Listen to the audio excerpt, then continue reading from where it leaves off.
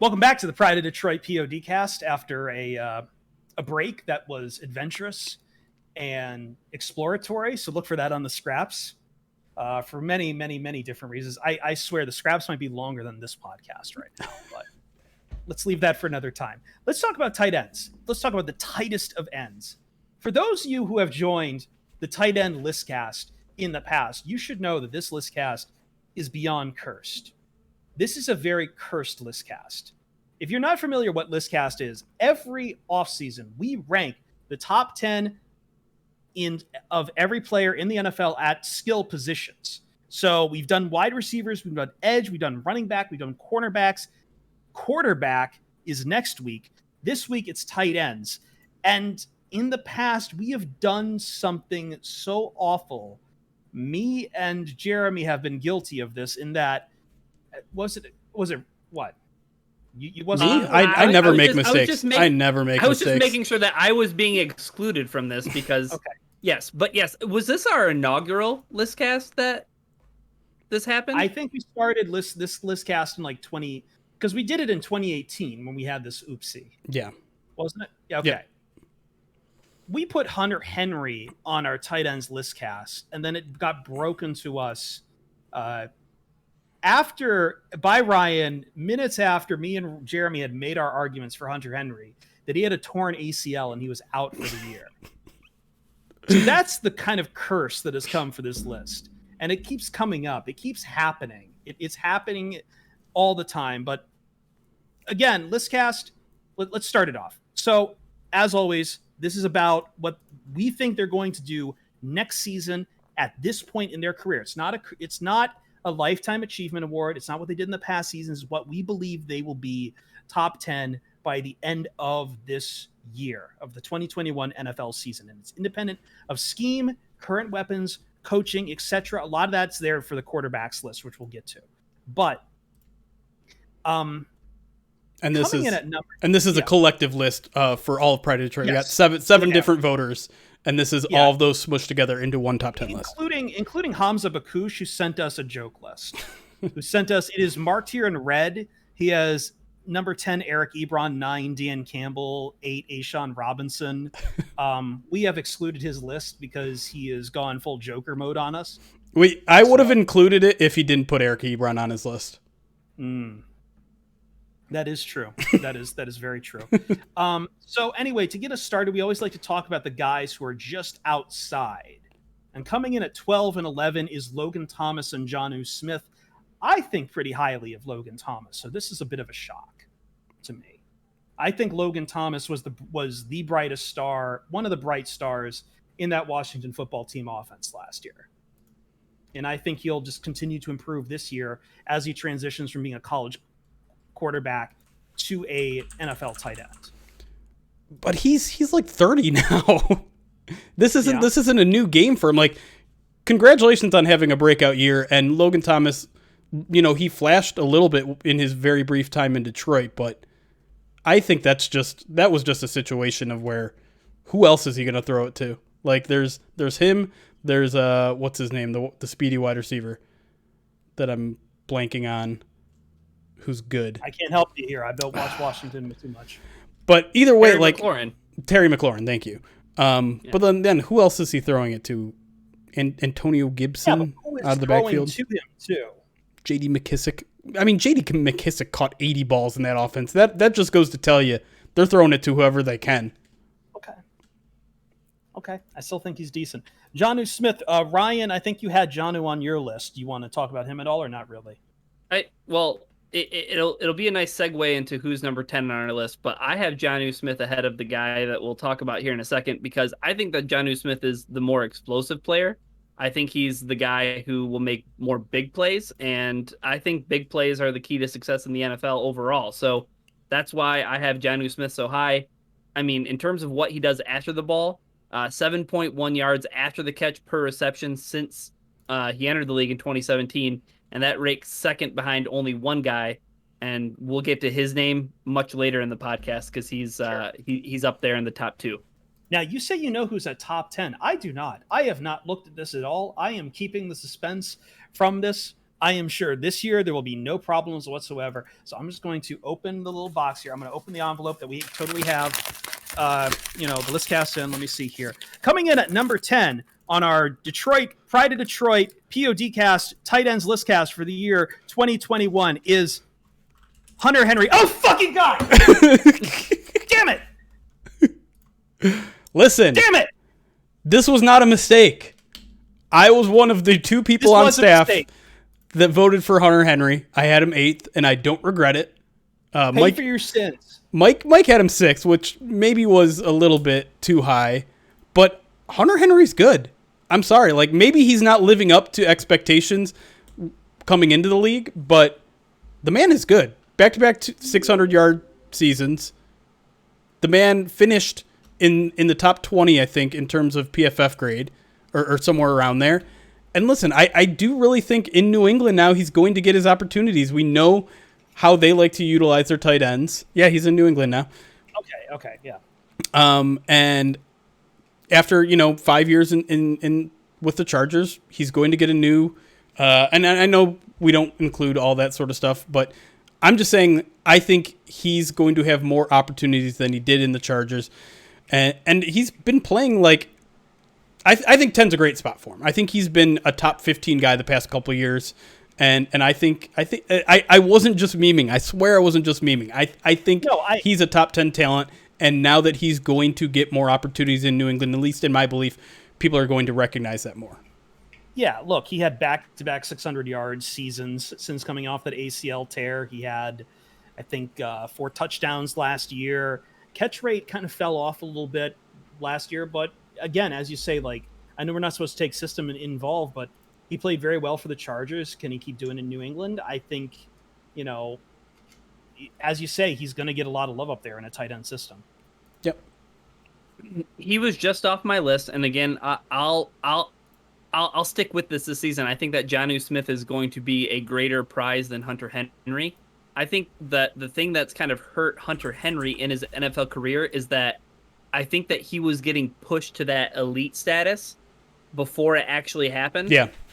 And the injury happened because he was supposed to be like in the Travis Kelce's of the world. He was supposed to be in the Sure. the mix for like the best tight end in the NFL, and that didn't happen. And again, maybe a victim of circumstance, we'll see. But again, like you guys mentioned, he's going to get more opportunities in New England, I think. He's going to be a focal point of that offense. They certainly paid him to be a focal point of that offense. So this is going to be the opportunity for Hunter Henry to either, poop or get off the potty. And don't sleep on his run blocking. Like this is something that I feel like is going to come up a lot in this list cast, because a lot of the guys in these top 10 lists, let's be honest, they're pass catchers. They're difference makers in the passing game. But Hunter Henry finished 16th in PFF's run blocking grade, which is higher than all but 3-4 people on our list, our top 10 list. So he's one of the more well-rounded guys on this list, and I think that should be celebrated a little bit. I'm just scared. I'm scared. That's all. Number 9 on the list, by the way. Let's move on from this. Mike, how do I say this, Jeremy? Gesicki? Gesicki. Yep. Gesicki? Gesicki for the Miami Dolphins, coming in at number 9. 700 yards last year puts him 4th among tight ends. Look, I think I already see our Twitch chat kind of reacting about the bottom of this. There is a big drop off with tight ends after a certain point. It's true. And Gesicki, though, like, I think he's well rounded and kind of does a little bit of everything pretty well. I think he had, what was his rating? He wasn't bad as a run blocker. He wasn't great either, but last year tied for 9th in touchdowns with 6. I think you just kind of expect him to kind of take a step forward, be a reliable weapon for Tua Tagovailoa. However much that's worth, we kind of talked a little bit about Tua during the break, or during the last segment, about how low he's rated from PFF. But you want someone reliable there in Miami, and I think he's your reliable dump off guy.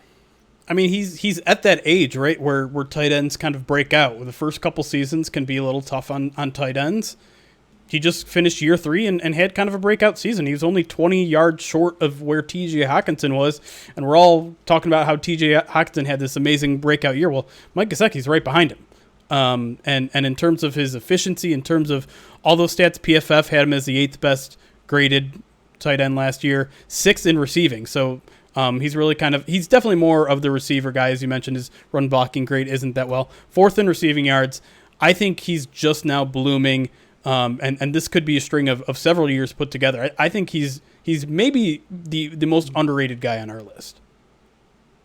Oh, that's a bold take. I think that when it comes to Gesicki, as you mentioned about Hunter Henry, Jeremy, like those guys who can do a little bit more of everything that a tight end is kind of expected to do or thought of being capable of, Gesicki isn't that guy. Gesicki is more of the new breed of tight end because, last year was, again, one of his kind of coming out parties, but at the same time, he's the only tight end in the NFL with over 500 routes run from the slot over the past 2 seasons.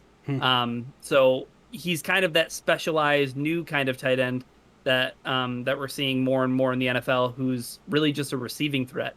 But he's a good enough receiving threat that I think he does belong on this list.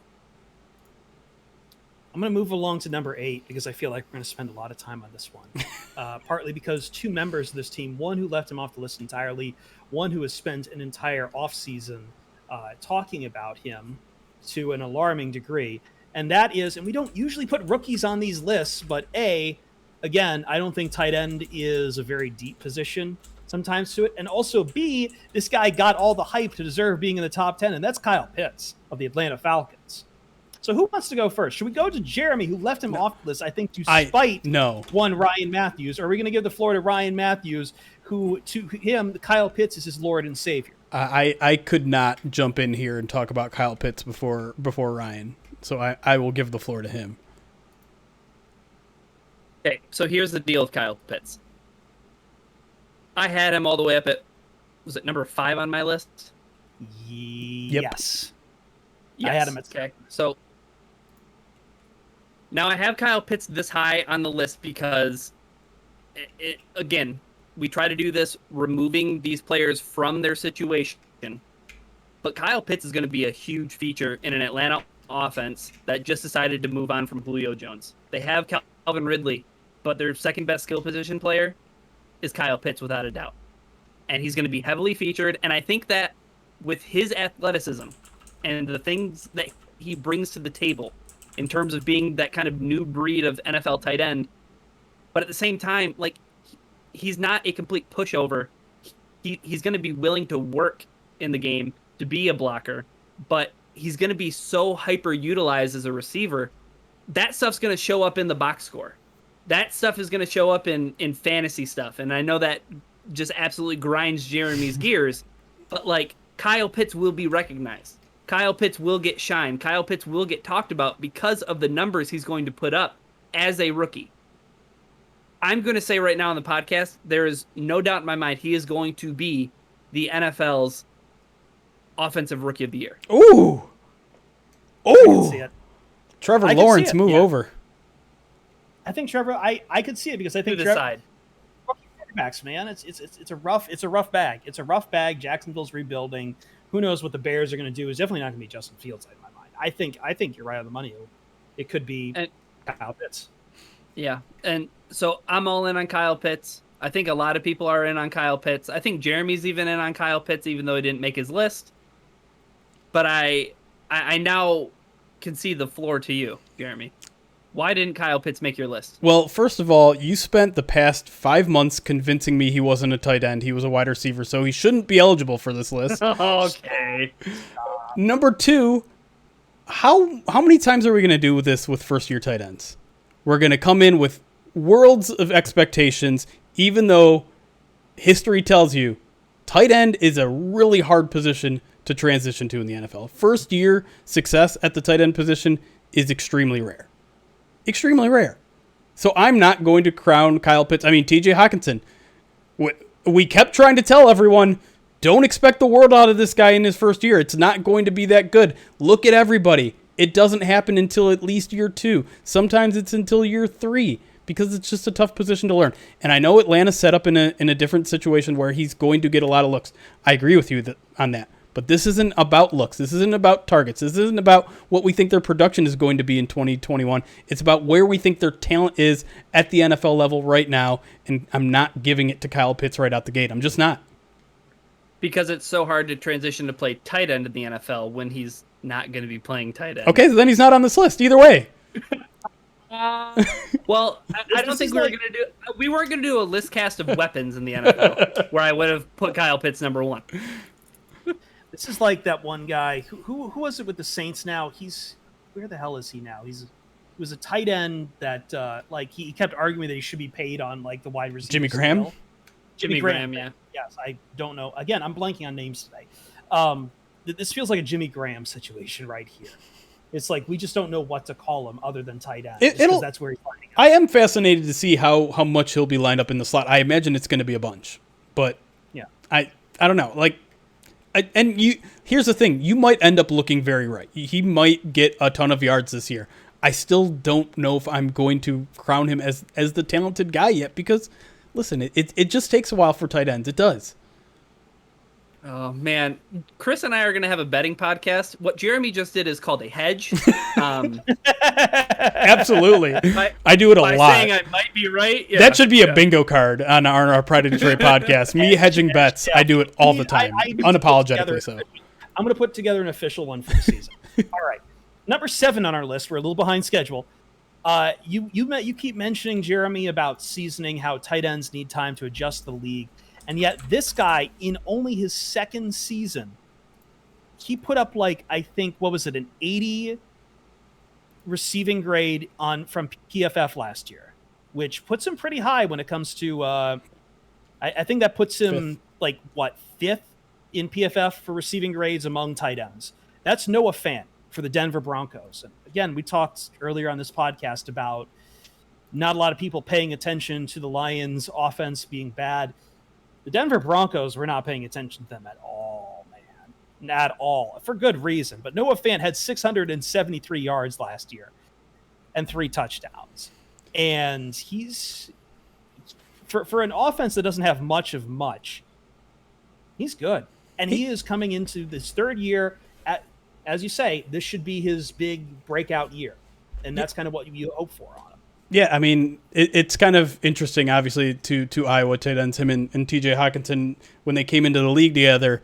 Noah Fant kind of got off to a quicker start, and everyone was wondering if maybe the Lions got the wrong tight end. And Noah Fant has been fine, like 562 yards his rookie season, 673 last year, which put him, I think, 4th or 5th among 6th among tight ends. So right there, not far behind T.J. Hockenson, 60 yards or so, or 50 yards or so behind him. So not a significant amount, but the difference, and maybe this is me talking about T.J. Hockenson a little too early here, is Noah Fant can't block like T.J. Hockenson can block. So Noah Fant, to me, he's a little more limited, but definitely a talented guy. Definitely a guy, like you said, on the rise. He could have another breakout season like we're all kind of expecting of T.J. Hockenson to maybe even tickle 1,000 yards. I wouldn't be surprised to see Noah Fant get kind of close up to that number as well this year, especially since we're adding a 17th game. Where Noah Fant's athleticism pops, and this is an awesome stat from PFF, but he did so much damage underneath. Last season he had 457 receiving yards, and this is a guy who had 673 total. So 457 of the receiving yards were on passes within 9 yards of the line of scrimmage. And that ranked 4th in the position. So, I mean, this is a guy who caught the ball close to the line of scrimmage, but then has the athleticism to break and make plays. And again, a guy who's part of that new breed of tight end who, plays with more athleticism, isn't an inline guy, which I think that we're all kind of prioritizing that on our list. I think that we're giving that a little bit more emphasis because those guys are more valuable because they're more versatile and they can do more things. And I think that's fair. I still think that's fair in the NFL. I think that there is a difference between tight ends and wide receivers. And this is where I think when we get to the other side into our, the higher up on this list, we're going to see the guys who differentiate themselves from these guys who are more pass catchers. Well, we're going to do that right now at number 6 with Dallas Goedert, who is a decent receiving tight end, but that's not why he's making our list. He's making our list because he posted up the second highest PFF grade last year in run blocking at an 81.0. And for the Philadelphia, having that kind of help up front is fantastic. He also caught 3 touchdowns last year. He also had 524 yards, and the year before that, he broke 600 yards. But yeah, I feel like Goddard is as high up on the list as he is because, again, tight end isn't, as Jeremy keeps saying, it's not just receiving. You've got to be good at run blocking too. You've got to be a multi-dimensional weapon for your offense. And I think he's pretty well rounded too. Like he finished, with 524 yards, just outside the top 15 among tight ends. And really, to me, it was kind of a changing of the guard in Philly. Zach Ertz was a guy who's made this list, I think, every year but this year. I had him 10 on my list, but it does seem like Zach Ertz is kind of on his way out and Dallas Goedert is on his way in. And I wouldn't even say he's on his way in. He's already arrived. He's become a really, really talented guy all over the field. And when you have a guy that's so balanced like that, you just don't know what he's going to do when he's out there. He becomes such a bigger weapon when you don't know if he's going to stay in and block or you don't know if he's going to go out there and run a good route. He can do it all. And he might not be elite at any of those traits, but he's very, very good at both. And that's why he should be very close to the top 5 tight ends in the league. What you're going to see with Philadelphia, and this comes back to the opposite point that I made about Kyle Pitts, but like Goddard's going to do that stuff that's not going to show up in the box score. Yeah.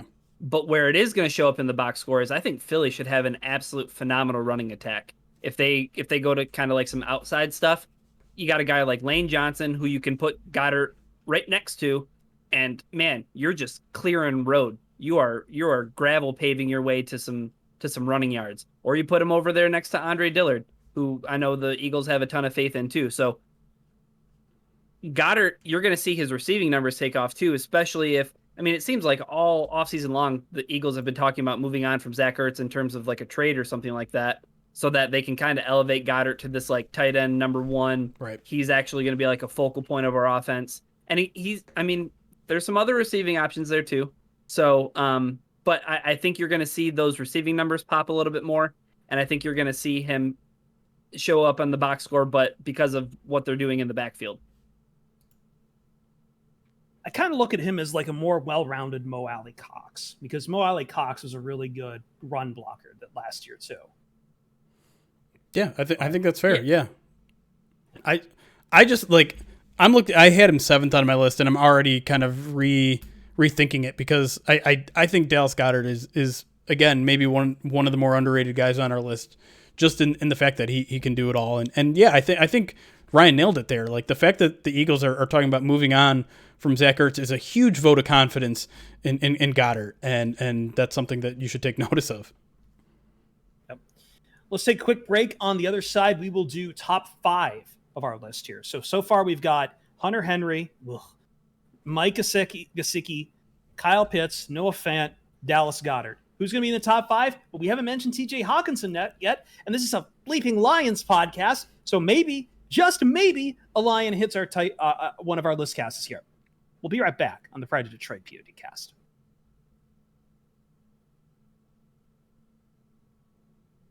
Okay. You just got aggro at the listener for some reason. What? At what listener? Maybe maybe TJ Hawkins on our list, you dumbasses. It's Pels. Pivoter. Should we talk about how I got... If I really wanted to throw the gauntlet down, I could talk about how I got verified before Jeremy again, but... I still don't quite understand why I got denied the first time. So I think it's just they opened up the process a little bit more. Yeah. Well, no, also, what email did you have when you first applied? Well, okay, so I applied a long time ago, but I got denied like 2 months ago, right when they opened it up. Right. And I think I just did Pride of Detroit Jeremy at gmail.com. Gmail? Yeah. That might be it. My email attached to my account is not Gmail. And I know Gmail looks more Schlick got verified. I know, but I feel like it can hurt you if it is Gmail, if you're like just borderline, because Gmail, I get once upon a time was seen as more reliable than like a Yahoo account or a Hotmail account, but everyone can just sign up for Gmail now. So is this relatable, talking about being verified on Twitter? So it's funny because one of our here comes your bingo card, Chris talking about working on Fox Sports Radio. One of our update anchors, I'm pretty sure, has a burner account. And we've verified that it's his burner account where he acts like a super fan of Fox Sports Radio. And his name, it's like Ralphie Boy or something. And he's been tagging me. As soon as I got verified, he was tagging me with every last one of our hosts over the weekend to try to like say, oh, look, Chris is verified before you, just go, sorry, get after him. And nobody did until I filled in on the Ben Maller show last night, which was, I didn't even get yelled at. It's more that the producer yelled at me because I guess he was like an actor way back. He was in Liar Liar. But this was the fascinating thing I found about this. Yeah. I pissed him off because I said I never saw it. I have it clipped. I need to share it at some point. This is the fascinating thing I found. If you're an actor, apparently you need to have, for Twitter's verification, even the new one, you have to have 50 credits. You have to have 50 credits as an actor. Whereas I will tell you, when I applied for journalist, I only need 3 bylines. Does background acting count? Because if so, I only need 48 more. Oh, now here comes Jeremy bragging about being in movies. No, this is Jeremy posing the all-important question. Can you get 2 check marks? Double check. He technically does because he's got the Pride of Detroit account. It's a fair point. Oh, so that means I'm verified. Yeah, there you go. You're verified. I have access to that account. Yeah. Ryan, I'm sure if you applied, you could get in pretty quick. Yes, applied. I did apply, and I got rejected. But did you have 1,000 news? Did you have 1,000 news? I think it's some inside baseball, but I think the problem I had was that like I tried to apply as a blogger. Oh yeah, and that wasn't the avenue to take because it was like asking me for like, hey, like where have you popped up on Google Trends? And I'm like, I haven't popped up on I think Google maybe Trends. that's what I did the first time too, and that's you just need to go the route that you have to like submit 3 articles in the past it's just 3 months that you've written. Yeah. Do that one. Sometimes that might be tough. With how often I pass off open threads. Hey, you know what? If there's motivation to write a little bit more, get that blue check mark. Yeah. I'm going to levy that for some more articles out of you.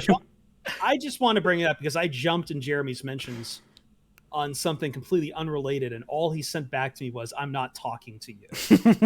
In like 5 days between me being verified and Jeremy being verified. I would listen. The fact that 3 people on Pride of Detroit got verified before me, it's stuck in my craw a little bit, all right? Oh, yeah. I understand Eric. He's got more followers than I. He's got a lot of schlit heads out there. I don't hate him for that. I don't resent him for that. Schlit heads. Oh, boy. But listen. Listen, no. I got more clout. I got more clout than you. National Sports Talk Radio. I am on National Sports Talk Radio. You don't know how many people out there are trying to impersonate me, the board operator for the weekend overnights of Fox Sports Radio, and the host of the Pride of Detroit PODcast. Totally relatable talk, y'all. I know you're very interested in us swinging our verified dicks around. This is so unrelatable that it should just be funny.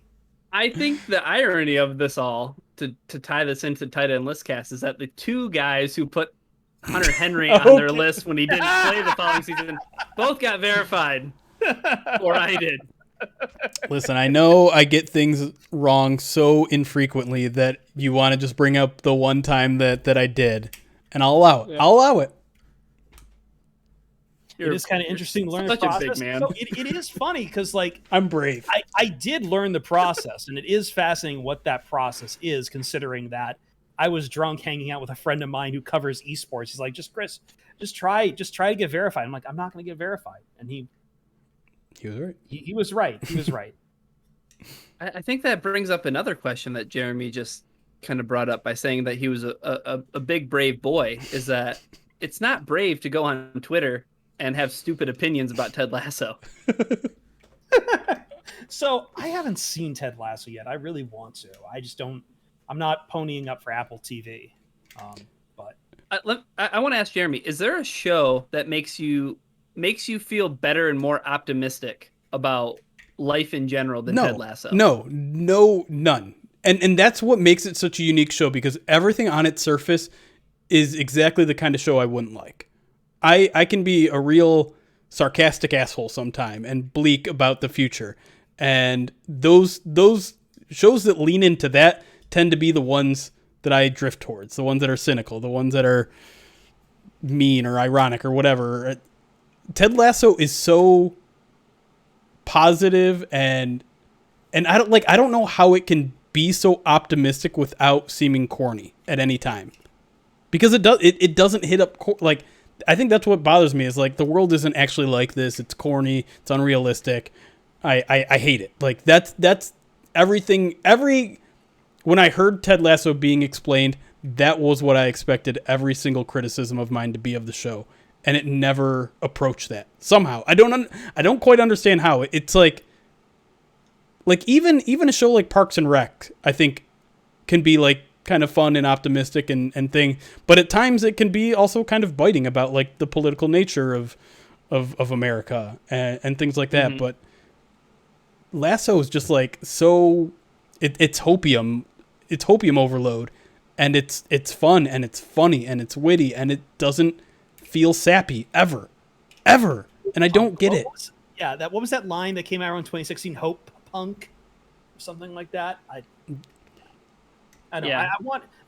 I want to see it at some point. You might have won me over. You might have won me over this week thanks to the memes, to finally break me out of my I'm not watching anything that's on TV right now mode, in that I saw someone put together a proper meme that might finally get me to watch both seasons of I Think You Should Leave.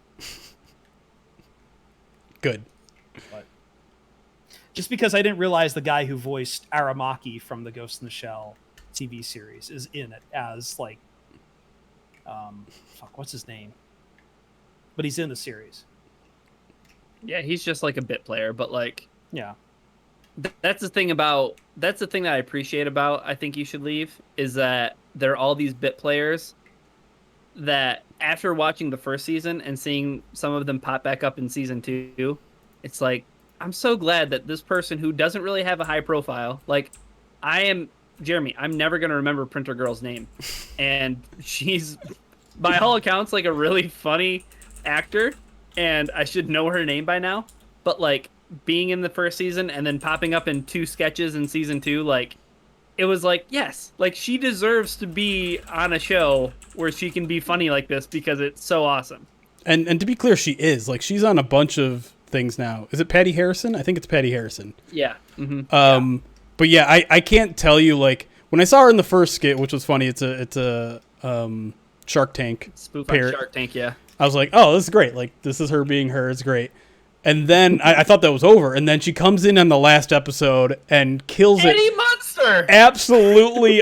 Like one of the most ridiculous fun sketches. I was thrilled. And yeah, no, she's great. She's great in Shrill. She's also, God, she's in so many things now that I'm just like noticing, oh my God, that's her. But shout out to her. Yeah, some great of the fun parts about I Think You Should Leave real quick too, and we can move on from it, but like seeing Bob Odenkirk show up. Yeah. Like, another great skit too. Yeah, or like seeing some of the big name actors that end up showing up in the show. It was Will Forte last year, yeah. And Andy Samberg. It's absolutely ridiculous. The show is ridiculous. Yeah. Like, insane. So, just real quick turn here. LJ asks, what are Pitt's numbers to win OROY? I want to always call it OROY because I like that name. OROY as TE according to Ryan. You know what? Here, Ryan, have you seen the numbers for Offensive Rookie of the Year futures, or or do you want to try to bookmake it? And then I can tell you what MGM has. I have not, but I actually did this on the. I took a quick weekend vacation up to Bel Air, and we played this game of over unders for some other more high profile players. But we did not do tight ends, and we did not do Kyle Pitts. So no, I'm talking odds for offensive rookie of the year. Oh man, he's probably. I don't know. I'm gonna throw out and say like plus 1,200. Do we want to do this as if you did plus 1,200 and we're doing Price is Right rules, is that over? Would you say that's over or under there? Because he is at plus 1,000 right now. I think that I'm pretty good. I think that's what that means. He's at plus 1,000. Ahead of him is Trey Lance at plus 700, Zach Wilson at plus 700, Justin Fields at plus 500. Trevor Lawrence is the favorite at plus 275. Okay, here's the interesting thing about that. And you have Jamar four Chase, quarterbacks. Since I saw Jamar Chase come up earlier in the chat, plus 1,100. Jeremy, you're such an idiot. It was requested by chat. Oh, it's flipped. Hold on. How do I flip this? It was requested. No, it's not flipped on our screen. Probably flipped on the stream though. It is flipped. Anyway, go on, Ryan. Go on, Ryan. I mean, you said Trey Lance, that's going to be a guy who probably isn't going to start the season as the San Francisco 49ers quarterback. You have Justin Fields, who's probably not going to start the season as the Chicago Bears starting quarterback. I think he is, but that's. I mean, he might. But I think I'm not putting faith into Matt Nagy or the Chicago Bears making the right decision when it comes to personnel decisions. I can't believe what's going on with them and Allen Robinson. That they haven't talked in months. That they've botched this so badly. I know they can probably tag him again, but you have that rookie quarterback coming in Justin Fields. Allen Robinson's the last noticeable offensive weapon they have worth writing home about, because David Montgomery is disintegrating before your eyes. And you're going to just fucking burn the bridge with Allen Robinson, who is right now, we talked about him on our wide receiver list cast, one of the best wide receivers in the game right now, and he's been doing it with shit quarterbacks. Want to burn that bridge? Okay, cool, nice. I'm not gonna put Zach, like the only guy that I'm gonna put ahead of Kyle Pitts is gonna, if I were putting money on anything, is gonna be Trevor Lawrence, and he's he's too much of a favorite, too much of a favorite, and Jacksonville's too much of an unknown. That is a complete rebuilding team. Fair. Yeah, Kyle Pitts' projected numbers, according to ESPN, are 74 catches for 856 yards and 6 touchdowns. So I guess on DraftKings, LJ Baruch is saying on DraftKings he's at plus 750. Trevor is the only one higher. So maybe the numbers did change. That makes sense. Yeah, that makes more sense. That makes a lot more sense.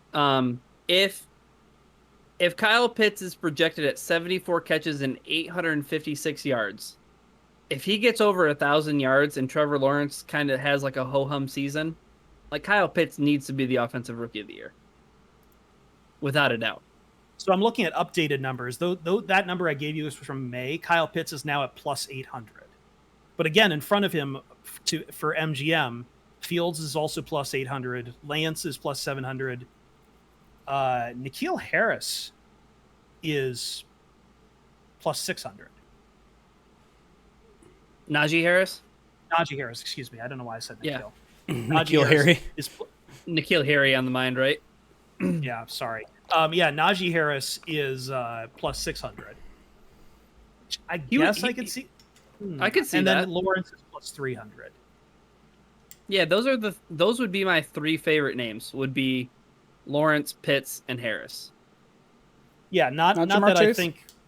I mean, not that I think I would put money on a running back just because of the volatility of it, but it's also a running back in the Pittsburgh Steelers system with Ben Roethlisberger decaying before your eyes. I think they're going to run the football a lot this year. Oh no! Didn't you hear? Ben Roethlisberger is so intensely committed to his diet. Sure. Okay. His diet of burgers and with fries on them, like any good Yinzer. Jeremy, Jamar Chase, I just don't think he'll get the number of opportunities that people think he's going to get, because he's got Tyler Boyd, and he's got T. Higgins there. True. And they have Joe Mixon. Like there's a lot of other mouths to feed in that offense. I think Jamar Chase will be good in here and there, might make some big explosive plays, but I don't think that he'll get the kind of numbers. Yeah. Plus, they didn't draft Sewell, so Burrow's going to spend the entire season on his back. Yeah. What about Rashad Bateman? Let me see where Rashad Bateman is on this list. I can't think of much. Where did he go? Where did he get drafted? Ravens. Ravens, yeah. Bateman is plus 5,000. He's not close. So after Chase is Devonta Smith at plus 1,600, Waddle at plus 1,800, ETN at plus 2,500, and then right. Williams at plus 2,500 as well, and then it just starts to break down from there. Yeah. ETN, that wouldn't be worth anything to me. Be just throwing away money at that point, because if ETN's having a good year, it means Trevor Lawrence is having a good year. So yeah, and quarterback, bias. Mm-hmm. Yeah, unless Lawrence gets hurt and then ETN just keeps balling. But I wouldn't want to put money on Rashad Bateman either, because look at what's kind of happened to Marquise Brown. After being a first-round draft pick in Baltimore, that was a guy who they thought had a lot of juice too. And I don't know, there's a lot of mouths to feed in Baltimore for a team that like runs the ball so incredibly much. Where's Sewell on this list? Offensive linemen aren't up for offensive rookie of the year. Which brings me back to my favorite stat of all time that I kind of can't remember, but it was either third or fourth that Orlando Pace finished in Heisman voting in 1997. He was an offensive tackle. Wait, 97? Was that the Charles Woodson Peyton Manning year? Yeah. Getting beat out by those two guys, like, that's pretty insane. Yeah, that's pretty good. I'm just saying MGM, who is an actual proper book and not DraftKings, does not list Sewell anywhere here. So, all right, you can get Kellen Mond at plus 12,500. Sounds like a good way to waste $10. Oh, Kyle Trask. Damn it, revisionist. Let me rewind the podcast real quick. 1996 Heisman voting was Orlando Pace, because he was drafted in 97. He finished behind Jake Plummer. But he finished ahead of Warwick Dunn, which, come on, that's insane. An offensive tackle? Finishing fourth in Heisman voting? I could see it. I'd like to go watch his first place votes. Remember that one time everyone stumped for Manti Te'o to be the Heisman winner, and he was like just a linebacker. He wasn't even a linebacker with like huge stat numbers. He was. But even then, he was thrown in as because he was the leader. But even then, like, you're getting tackles. Like, that's a number that people can point to. Like, what are the numbers that they keep track of in 1996 for offensive linemen? They're like, pancakes. I wonder if he was just out there murdering people. Just like you watch a tape and he's going to destroy somebody every quarter of the game. He's just opening massive holes for the running back to go through. I could see that. Or it could just be the leader quotient too. He was blocking the way for Eddie George, so. Like, I know that Derrick Henry is the Alabama running back who absolutely deserves the Heisman, but it always felt like Mark Ingram when he got that Heisman with Alabama. That was not because of Mark Ingram's great season. That was like, you basically get this because we can't give the Heisman to an entire offensive line or even one of the linemen. Why not? They should give 1 year, just give 5 Heismans out. I just hate the Mark Ingram Heisman because that was the year that Ndamukong Suh finished third, and he absolutely deserved to have that Heisman. The quarterback he crushed in the Colt McCoy. Colt McCoy finished above him. The quarterback that he crushed in the Big 12 title game.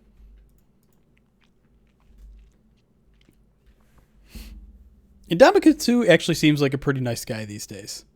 Have you seen his he had a weird Twitter thread about how he learned to get his emotional intelligence in order. I'd like to meet him. I wasn't on the beat when he was in Detroit. I want to meet him. I always thought he got a bad rap, but also again something I also learned is like maybe it's just the Golden Tate's words in my head again, but like some guys, when they take the field, they are completely different people. Right. They're just completely different people. I wonder if there's any way I can reach out to maybe get him on the podcast. That'd be pretty cool.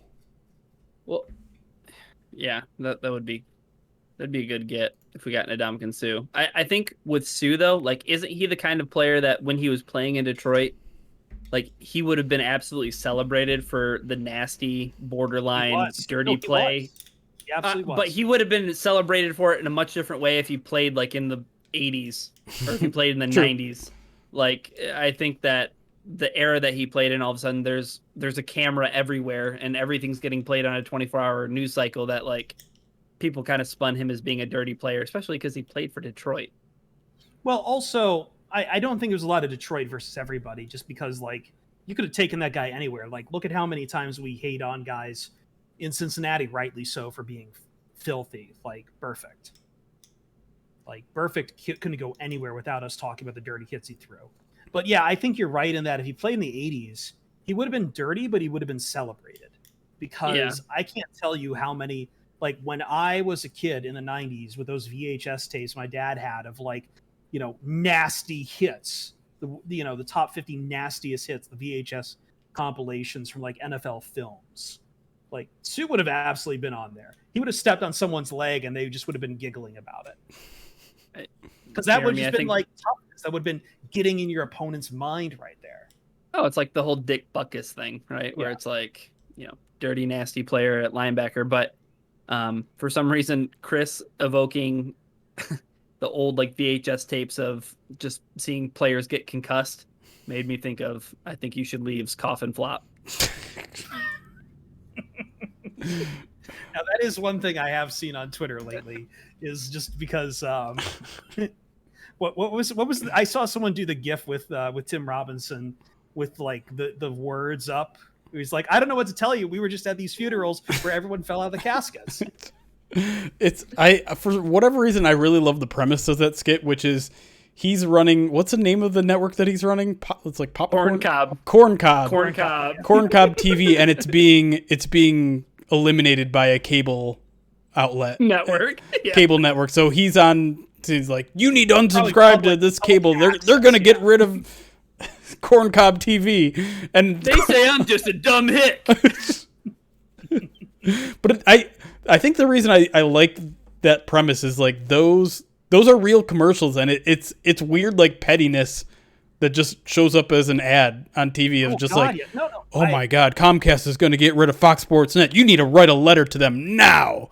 Toledo's has been in that fight for a very long time when it came to NBC. Yeah, that NBC and like several of the cable companies in town, they were just in a constant spat. I don't even remember what it was. But it's so stupid. Right. When those things come up, when those messages come up, like, you know, Comcast is trying to eliminate your ability to get your local programming from ABC, and you're just like, oh my God. It's just like, you pieces of shit. Why are you putting this on us? No, you guys figure your shit out. We're just gonna sit on the couch and watch TV. I'm not gonna put extra work into it. Figure out your fucking negotiations and leave me out of it. Like if you walk into a clothing store and they're like, they're trying to take away your right to have clothes. You need to get in here and start folding these and put them on the racks. It would be you walk into like, I don't know, like a Target, and there's an Adidas rack and it's all gone, and it's just Target is taking away your right to buy our shoes and our tracksuits. You need to stop this. Write a letter to your Target.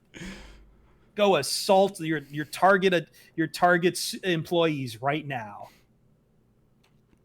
Anyways, now that would be a fun skit, right? That would be a fun skit. But that's the thing about I Think You Should Leave. Like, it would make sense to maybe go in a direction like that, where you're like directly making fun of like how absurd it is that the idea that they're trying to get you to do their work. But he's just like, yeah, this is absurd. I'm gonna make it more absurd, and I'm not gonna make a statement about it. I'm just gonna make it ridiculous. That's a lot of comedy, but yeah, no, it's just executed very well. We don't need waivers. POD doesn't back Corn Cob TV. Hey, man, they want to sponsor us. Guess what? Our DMs are open. We're looking for live read sponsors right now. charge you per 1,000 downloads. They're trying to tell you that 1 out of 5 people in coffins aren't naked. Aren't buried naked. Oh that show is so dark too. Like yes, it can be. I love it. Speaking of dark, it's almost 5 here, so we should probably. That's a good point. All right, chat box is going away. All getting back into the list cast. By the way, thank you for everyone who's stuck around. We're still over 280 live viewers, which is ridiculous. 288 right now. Hey man, I think I've been enough saying enough. I'm on LA time. Oh, it's up here. All right, there we go. Yeah, get rid of the Jonas Pope. There we go.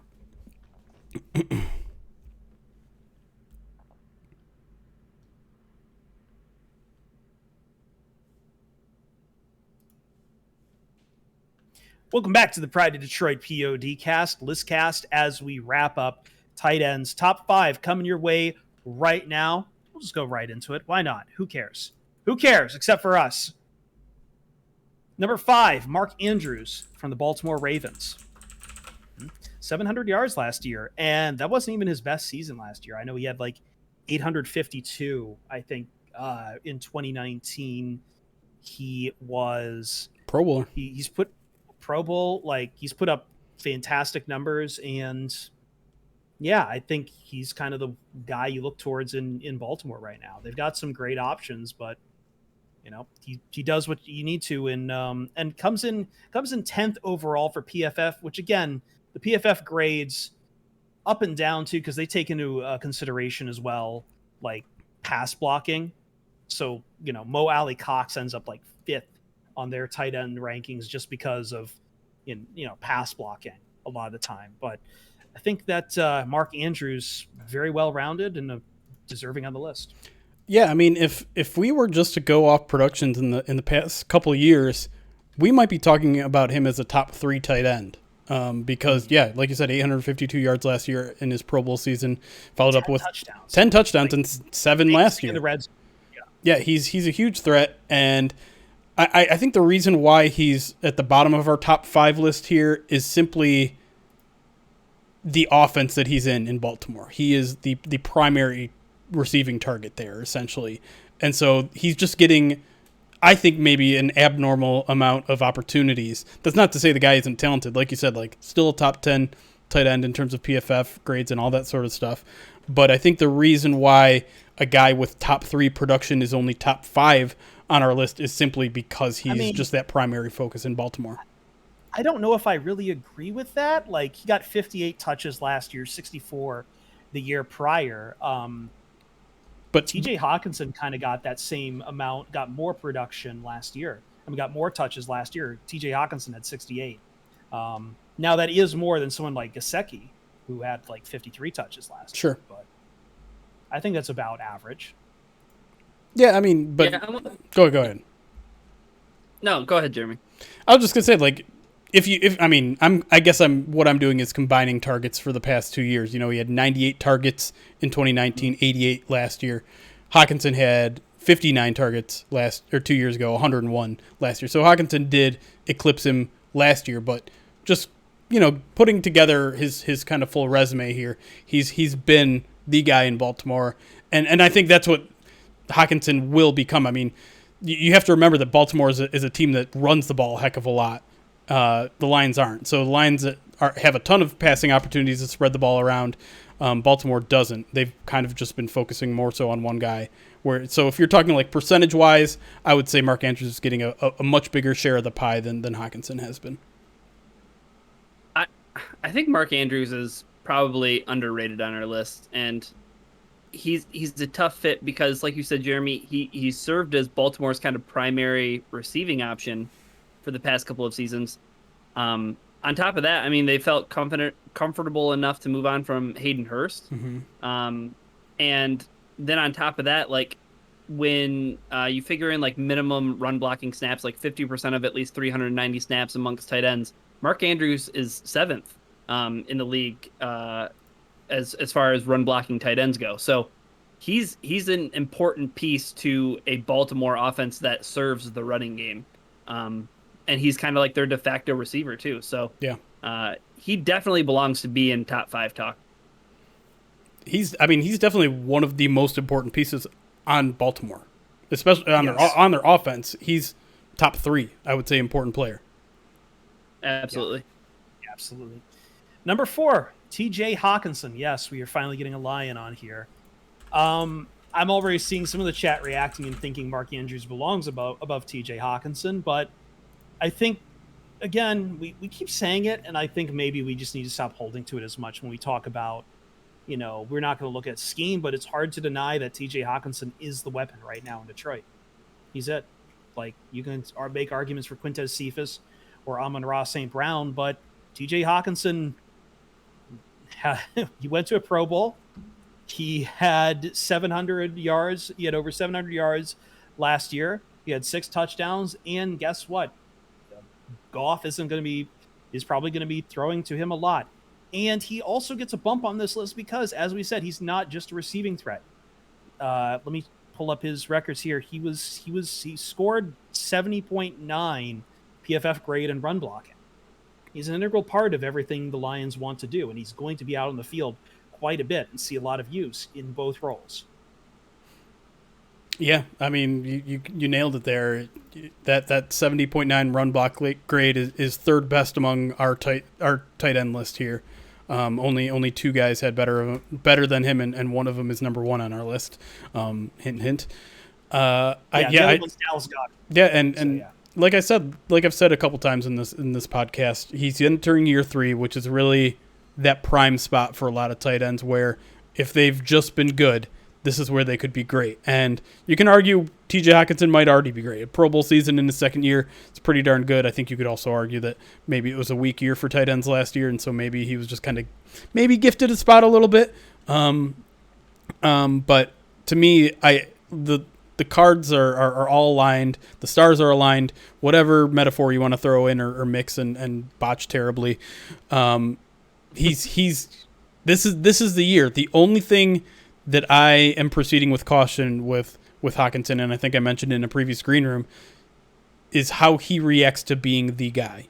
He hasn't had that role before. He's had other guys in the offense that have garnered targets, have garnered attention from the defense. He's going to be, if not, one of the top features of this offense, the top feature of this offense. And so how's he going to react when he's got the attention of 2 guys covering him instead of 1? How is he going to react to them, opposing defenses getting a big slot corner on him? Those are questions I don't have answers to yet, but to me, he's shown enough in these first 2 years to think that he can handle it, as long as he can not stop falling down. Just stay up. Just stay up. Get some yak. The beautiful thing about what you just said, Jeremy, is that we don't have to have answers because this is about projections, right? Sure. And with TJ Hawkinson, when you see him all off season long, brushing elbows with guys like George Kittle and Travis Kelce and winning championship belts, which none of us really know what that means. But to me, it means a whole hell of a lot. Yeah. At tight end, I think this guy is ready to be the guy. I think that he's going to react well to that kind of attention, and he's going to rise to the occasion and be the number 1 receiving option, and probably just like what we said about Mark Andrews being the focal point of Baltimore's offense. Like TJ Hawkinson is undoubtedly going to be that to the Detroit Lions offense, and I had him highest of anybody. I think of the staff. I had him at number 3. So I think he's legit, and he's going to show how legit he is this season. I wish I could show 2020 Ryan Matthews, 2021 Ryan Matthews. Yep. You would like that. We would. We need time machines, time capsules, and everything, but we don't need one for this, except maybe to time capsule this guy back to Baltimore and let the Ravens know they really let one go. Number 3 on our list is Darren Waller, of now the Las Vegas Raiders. 2,300 yards in the last 2 years. 12 touchdowns in those 2 years. Just worked to the bone on targets, like over 250 targets, Jeremy. But I don't know what other kind of superlatives I can come up with him. 90.9 grade puts him second in receiving, puts him second among tight ends from PFF. Like, there's no reason for me to think he's going to stop. I'm not even going to talk about anything football related here. Like, Darren Waller is just an amazing story.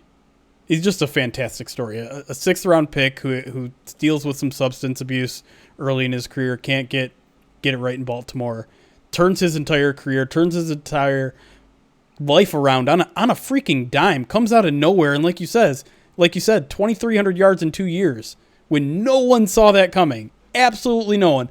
I don't think John Gruden saw that coming. And it just came out of nowhere, and it's a really cool story, and he's a tough guy not to root for at this point, and he deserves everything that's coming to him. I don't know where all this came from. I don't know why he's so good, but he is so good as a receiver. I mean, the only guy to me that is as game-changing in the receiving game alone is George Kittle. Like, it's him and George Kittle 1A, 1B. And for it to happen after the way his NFL career started is nothing short of amazing. And I think it's one of the greatest stories in the NFL right now. A very kind man, too. I know he was kind of the star of Hard Knocks when it was on the Raiders, but I mean, Derek Carr still speaks the world of him, saying, you know, he's fighting every day.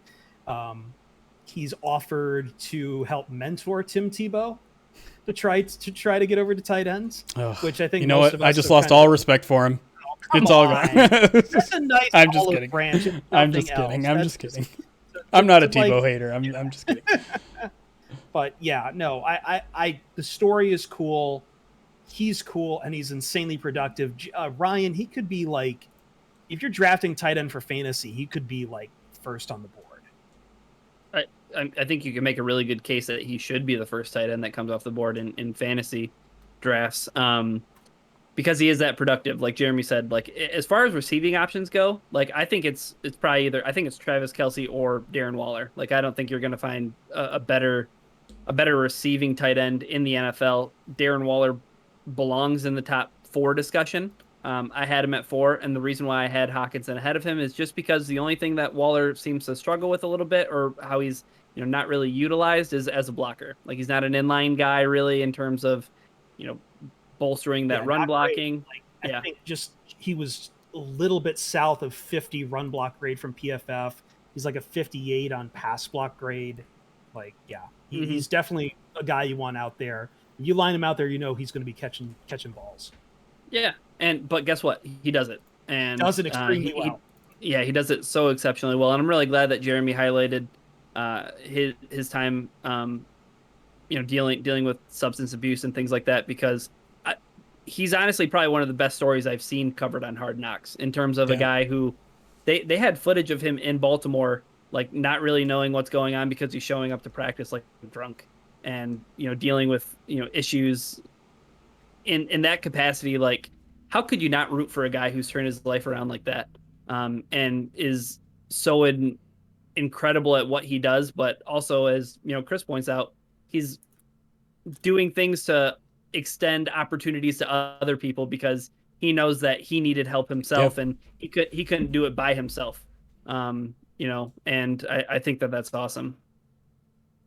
Number 2 on our list is George Kittle, who I really wanted to put first. I know Ryan put him first. The only thing that really holds me back on Kittle at this point was the injuries he suffered last year, 2 of them, the MCL sprain and then the broken foot. But there's no reason to think he's going to slow down. Like, I just a matter of splitting hairs with him and our number 1 guy. That we've known what Kittle is ever since coming out of college. There's been several people in the Lions. There's at least one person in Lions Twitter who's stumped nonstop for George Kittle when he came out of college, and he's done it all for San Francisco. Keeping aside, in 8 games he had 600 yards, which would have put him on track to probably catch up with, again, in 2018, 1,370 yards. In 2019, 1,050 yards. In those 3 seasons, 12 touchdowns. And he's stout. He's well-rounded. He gets you. He's pretty good in pass block too, 75.1 from PFF grade, and he's your prototypical tight end. There's no one in the NFL that screams tight end more than George Kittle. He's a superstar. He's managed to make tight end a superstar position, which is not typically a superstar position, partially because he's just a great personality. But this guy eats, drinks, sleeps football. Like he helped create Tight End University. I mean, all you have to do is really look back to last season. You know, he breaks his foot. The 49ers are terrible. They're not really that much into the playoff race. He could have just called it quits for the rest of the season. But nope. Comes back, puts up 92 yards in week 15, 68 the following week. Just goes right back to being the dominant force that he is. And just like, again, another focal point of the offense. Kyle Shanahan knows how much of a weapon this guy is and just utilizes him in the best ways, uses all that athleticism that the man has to get him wide open, or, just to design plays where even if there's a double team on him, he can either physically get his way through or outrun everybody else on the field. He's such a perfect mixture of everything: strength, speed, and he's got the mentality of a tight end. Like he and Dan Campbell would be best friends. Oh, without a doubt. And I truly think it's a 1A 1B situation.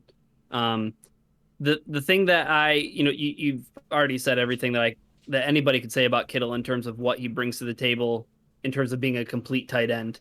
One of the most fascinating stats for me about Kittle is how he plays in line. And he does as good a job of, creating a mismatch as anybody in the NFL, playing that position as an inline tight end. 1,811 receiving yards when lined up in line since 2018, and that's 500 more yards than any other tight end. Which, come on, I mean, the guy. I love his mentality. I love his approach to the game. I love the fact that he loves wrestling. He's awesome. He honestly should be one of the faces of the NFL, and I think the NFL should do a bigger and better job of pushing him as a face of the NFL. Yeah, look, if you can push Christian McCaffrey, you can't tell me you can't push George Kittle too. Yeah. Feels pretty simple.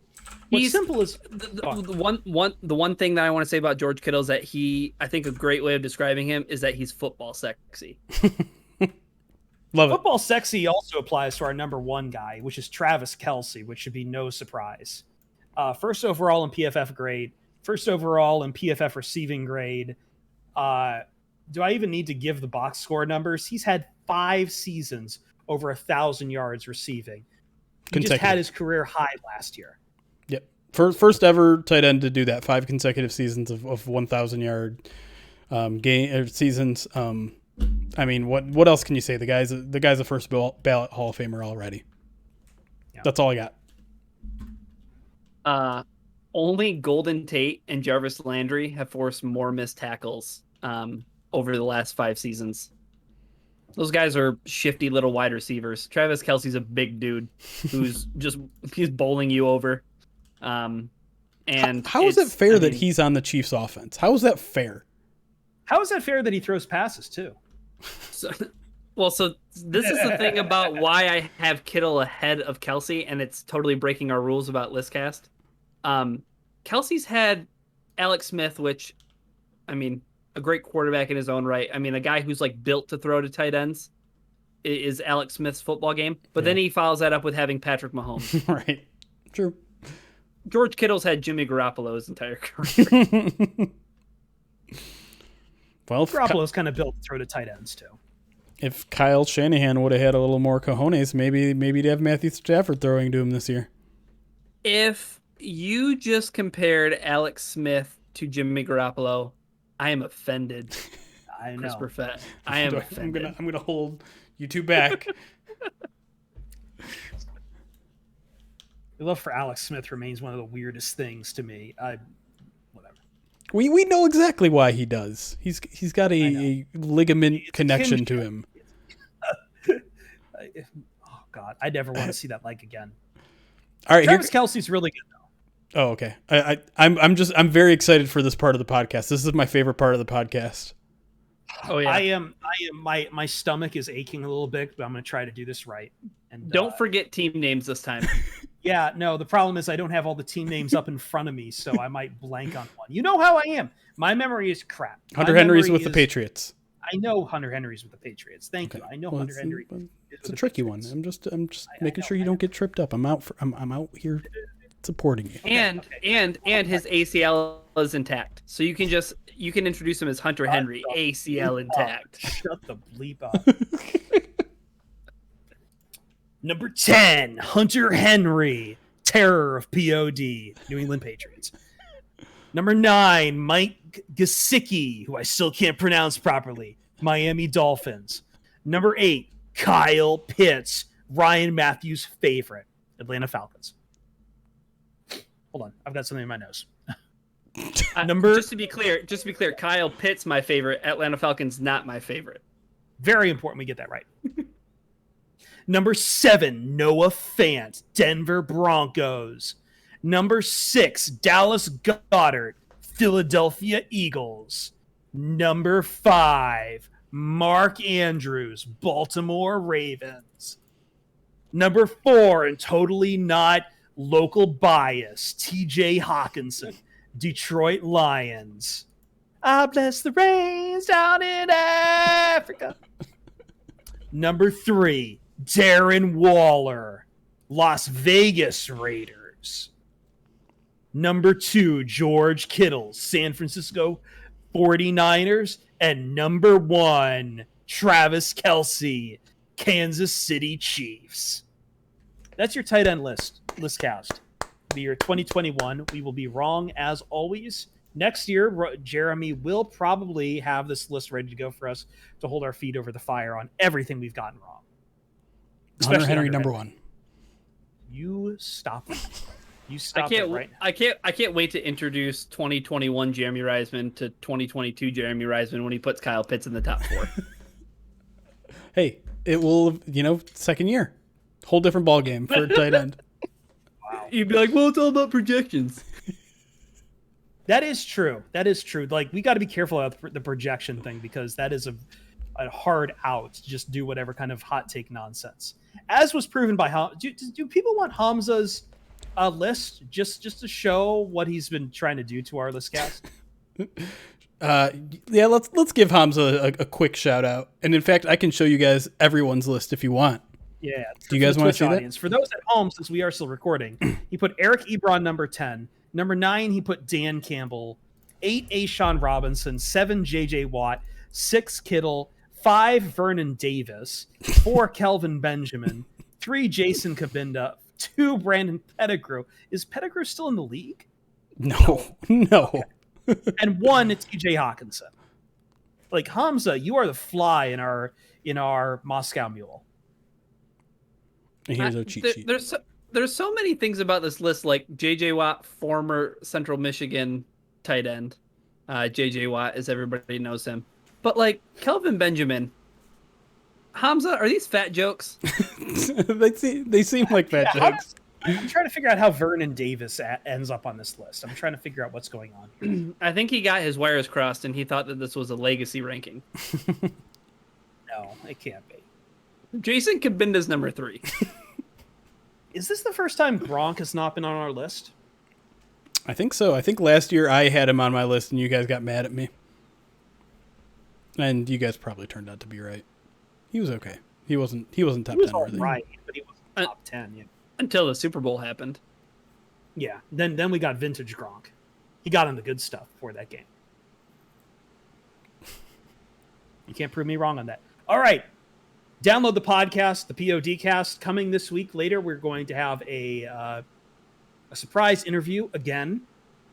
Can we even say who it is, Jeremy? Or I mean, it would take a spectacular falling through for it not to happen. So I don't know. You know what? Subscribe. You'll find out. Follow us on Twitch. Follow us on twitch.tv/Pride to Detroit. We're going to have a lot of fun with this one. We've had a lot of fun with this listcast.